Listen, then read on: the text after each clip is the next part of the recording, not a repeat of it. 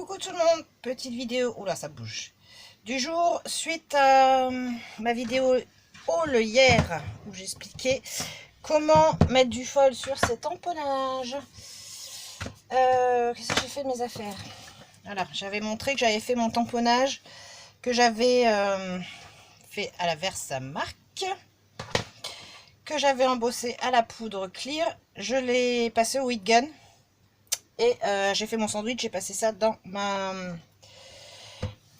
machine à foil. Alors, on va me dire, oui, mais pourquoi passer au heat gun? Alors, pourquoi passer au heat gun? Parce que je joue la sécurité. Parce que quand on pose son foil et qu'on essaye des fois de fermer ça, ça fait électricité statique et que le foil tout bouge. Donc, si la poudre n'est pas embossée, eh ben, ça vole partout. Tadam! Résultat. Voilà, donc là clairement ça n'a pas marché. Là je crois que c'est parce que c'est trop chaud. Je viens de trouver un truc là, je viens de me battre avec ma machine. Là en fait c'est ma poudre qui a clairement volé. Pourtant j'ai passé le coussin au bossage, donc c'était pas, il n'y avait pas de poudre avant autour du tamponnage. Donc voilà, elle s'est éparpillée partout. Chose que embossé avant, il n'y a aucun souci. Donc là je viens d'en refaire une parce que j'étais en train de me battre avec ma machine. Donc par contre là c'est pareil, j'ai encore oublié de passer le coussin. Là c'est de ma faute, les 2-3 petits c'est moi qui ai oublié de passer le coussin. Parce que j'ai fait un essai, celui que j'avais raté la dernière fois avec ma plastifieuse. J'ai voulu retester ce tampon là. Bon, ça c'est un vieux tampon de chez Action. Là j'ai utilisé le foil Rainbow. Donc là c'est pareil, j'ai été tellement pressée de le faire parce que j'ai très peu de temps là avant d'aller récupérer les loulous à l'école. J'ai oublié de passer le poussin. Donc les petits points c'est normal, c'est de ma faute. Par contre voilà, il a super bien fonctionné quoi. La dernière fois j'avais du foil partout. Alors j'avais ce tampon là, effectivement il était très joli en foil, mais j'en avais partout sur le reste de la carte quoi. Donc là, nickel, ça s'est mis juste à l'endroit où il y avait de la poudre clear. Après, j'ai voulu vous faire une vidéo. Donc, j'avais laissé ma machine allumée. Sauf qu'en fait, je me rends compte que si on va en faire plusieurs d'affilée et qu'elle est chaude, et ben, où il est mon lot de tamponnage. Hop. Et donc, si elle est chaude, ben voilà. Donc là, voilà, j'ai fait avec l'embossage, je crois, avant. Sauf que ben, on n'a plus aucun détail. Ça fond littéralement. Donc, sur cette machine, vous avez deux positions. Hop. Où je suis, il y a foil, off et cold. Donc là je viens d'en refaire une en utilisant la position cold, vu que elle est déjà très chaude la machine. Et voilà ce que j'ai réussi à faire. Donc là ce que je disais, hein, c'est de ma faute. Donc là celui-là ça rend super bien quoi. Je l'ai donc tamponné à la Versamark, mis la poudre, embossé mon foil, mon sandwich, et c'est parti dans la machine. Donc je vais essayer d'en refaire une avec vous. Je l'ai laissé en position cold. Je reprends un bout de papier. Hop. Donc là, je fais ça sur du Bristol. Hein. Pas de papier particulier. Je vais passer mon... Et après, je vais tester aussi avec... J'avais un glue pad là. Voir si ça fonctionne avec aussi. C'est vrai que du coup, si on arrive à faire nos tampons... le tamponnage avec le foil, bon bah voilà, plus besoin de se prendre la tête. Pour ceux qui n'ont pas d'imprimante laser, moi je sais que je l'ai pas, je regardais les prix, c'est un sacré investissement. Après je sais qu'on peut acheter des papiers aussi tout faits, mais bon à la longue, hein, les papiers imprimés laser dans les magasins de loisirs créatifs, ça va faire un budget aussi, donc...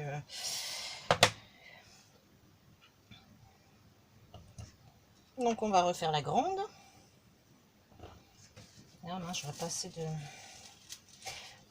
d'orographique.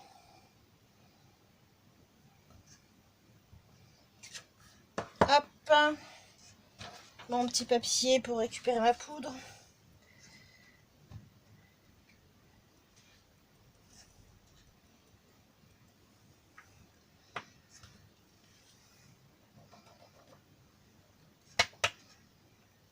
Donc là, nickel. Normalement, il n'y en a pas à côté. Je ramasse ça avant de faire un drame, n'est-ce pas? Ça, je fais tellement tout en mode course en ce moment là que... Mais c'est catastrophe, c'est moi. Hop. je m'écarte, j'embosse et j'arrive.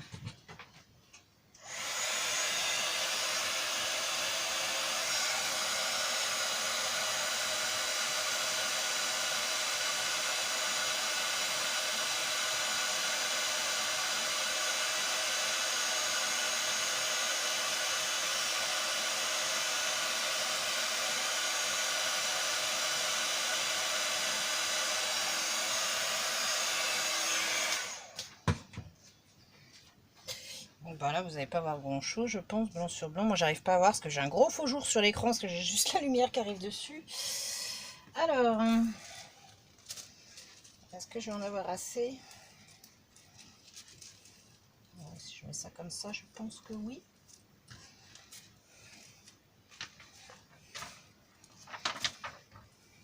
Vous voyez, ça fait l'électricité statique. Hop là. Alors, on va ramener la machine. Parce que même en cold, elle est encore très chaude. Donc en fait, je pense que c'est ça. Après, si on veut en faire plusieurs d'affilée, et puis peut-être qu'avec la méthode de... Ah, je vous fais bouger, mince. Avec la méthode de l'embossage, peut-être mieux, du coup, la faire chauffer en mode foil et après travailler en mode cold pour...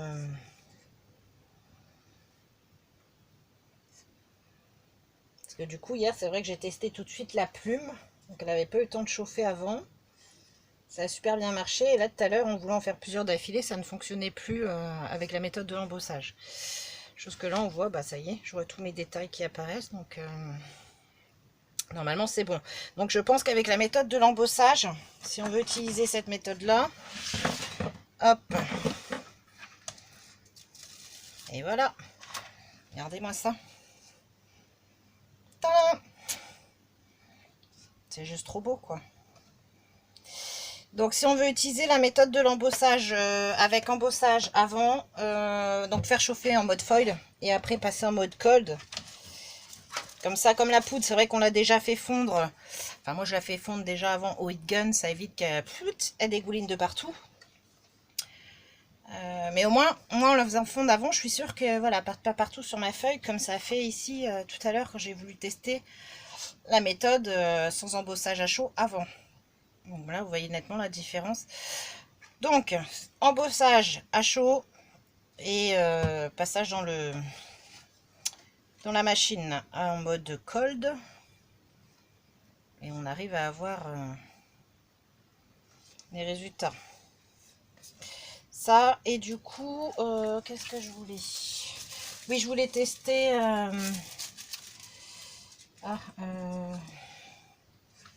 avec le glue pad. Il est où? Là. Je voulais tester avec ça. Alors ça, je sais pas trop comment ça fonctionne en fait le glue pad. Donc on va voir ça. Hein. Je suis pas sûre que... Moi ça me fait un peu peur de mettre de la colle sur mon tampon, mais... Hop. Je recherche du foil. J'en ai partout. Je vais couper un petit bout de foil.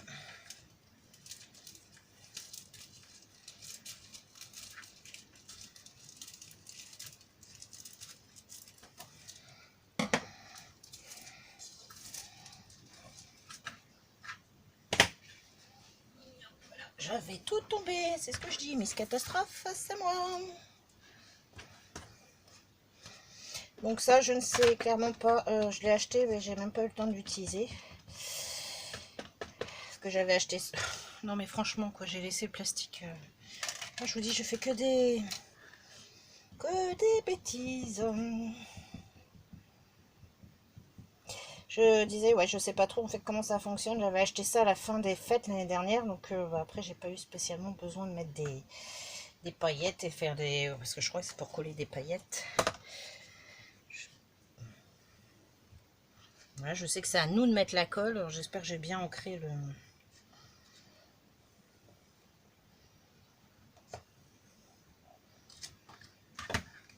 Voilà. Je vais juste passer un petit coup de lingette sur mon tampon tout de suite. Bon, ma foi, je vois bien le motif, mais désolée pour le bruit. Mais je nettoie mon tampon tout de suite. Hop, donc voilà. Et je sais pas, on va mettre ça par dessus. Je sais pas s'il faut attendre que ça sèche ou pas. Hop. Et on va passer ça dedans. Bah écoutez, je fais les tests avec vous. Hein.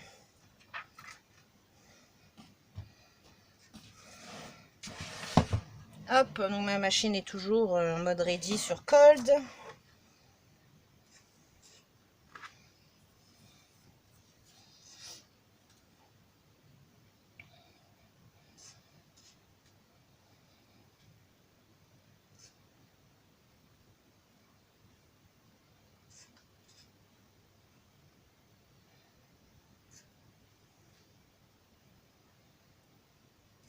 Peut-être qu'il fallait laisser sécher la colle.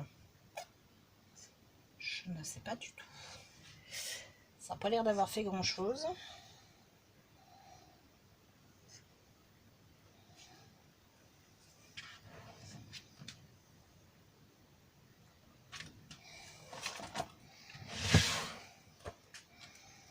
Donc, clairement, ça n'a rien fait. Alors, je vais la passer en mode foil. On va voir ce que ça donne. Je l'ai éteint. On va la remettre à chauffer en mode foil. Hop, pendant ce temps-là, je vais débarrasser mes petits bouts. Voilà.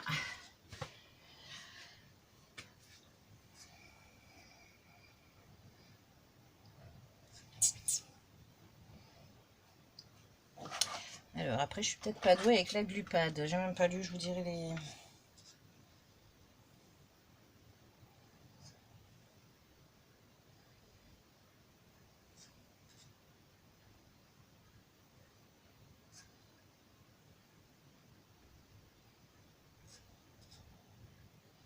Pressez votre tampon pendant que la colle est encore humide. Appliquez la poudre de flocage, la craie, les paillettes, etc.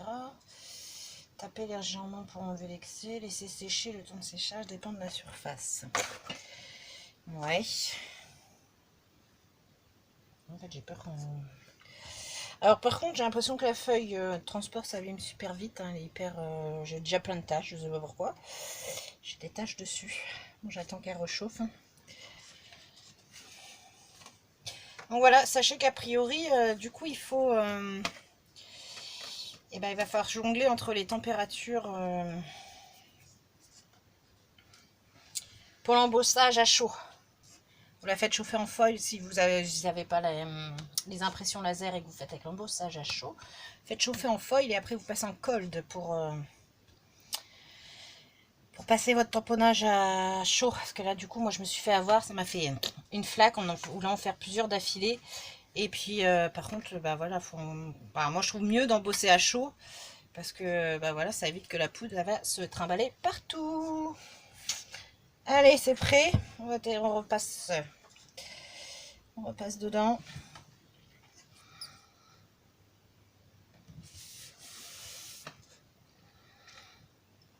Non, je suis pas sûre que ça fonctionne.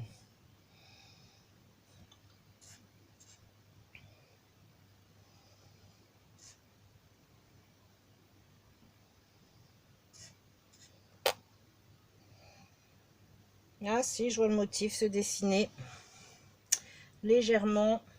J'ai l'impression que ça plus me fait une flaque qu'autre chose.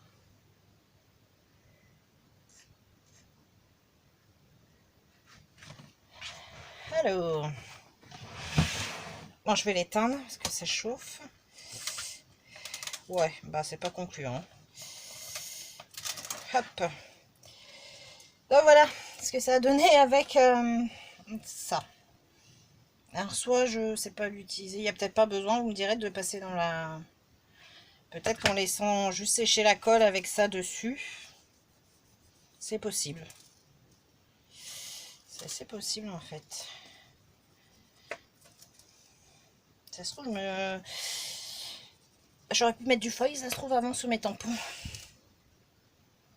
Alors, Donc peut-être qu'en fait en utilisant celle-ci, en la laissant un peu sécher et en passant le foil comme ça marche. Enfin, dans la machine, voilà, l'effet n'est pas concluant. Hein. En tamponnant et en passant tout de suite dans la machine, pas terrible. Donc voilà, je pense que c'est tout pour aujourd'hui. Je voulais juste faire la précision, parce que je sais pas si j'avais été assez claire hier. J'ai fait tellement rapidement la vidéo, puis il y a eu Ewan qui est passé par là.